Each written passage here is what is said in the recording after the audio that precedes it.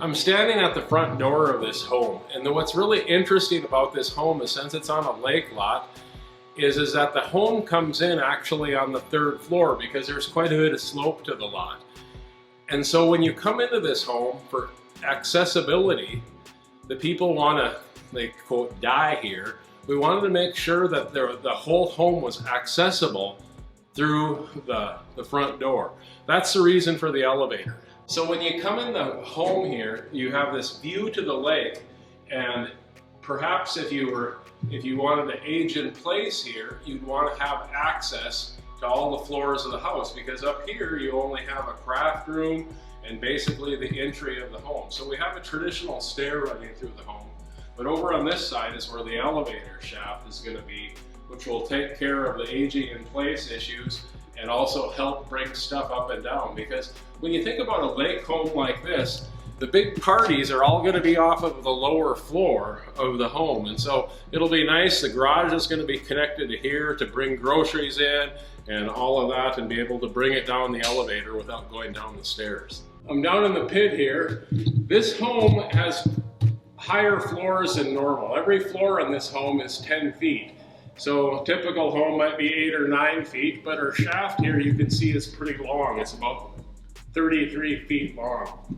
Here we are in the basement of this home, and what I want to show you is the elevator pit. This elevator is a home elevator, and it requires the floor to be lowered than the concrete pit, if you will, to be lowered, so that when the elevator comes down, the base of the elevator can be even with the floor here.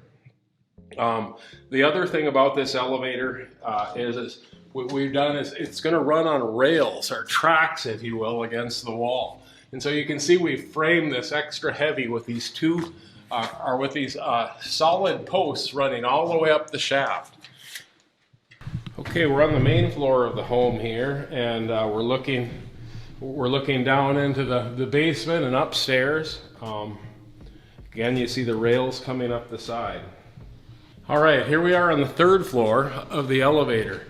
So something to note is both the upper floor and the lower floor need a pit or an area for the elevator equipment to go. I showed you the basement, but what you'll notice here is our truss level is at 8 feet, but we stepped the whole trusses up to 9 feet in the elevator shaft alone, so that the equipment can go in there.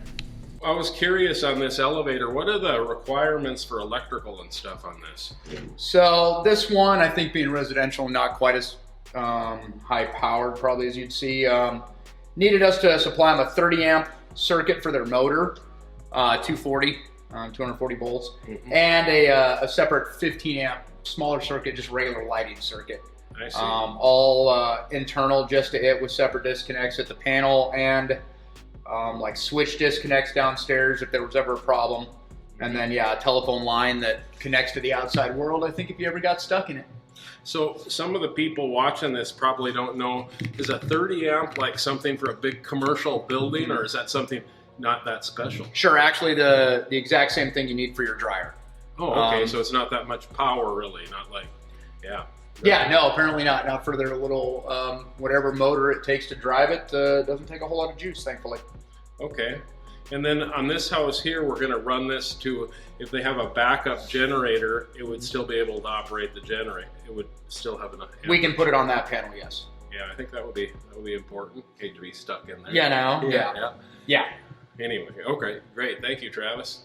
In here, we're on the 3rd floor, and we have a Severia 950-pound single-person elevator that has a 3 stops, and will go to all the floors of the house.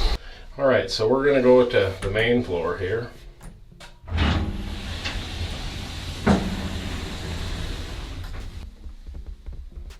An elevator like this one also has an emergency phone thing, just like a commercial elevator. And in Washington State here, we had to have a landline to make that work. So here we go. It's a little louder maybe than you'd be used to in a department store. And maybe it's a little bit slower. It does have LED lights in the cab, which are nice. Here we are on the main floor of the home.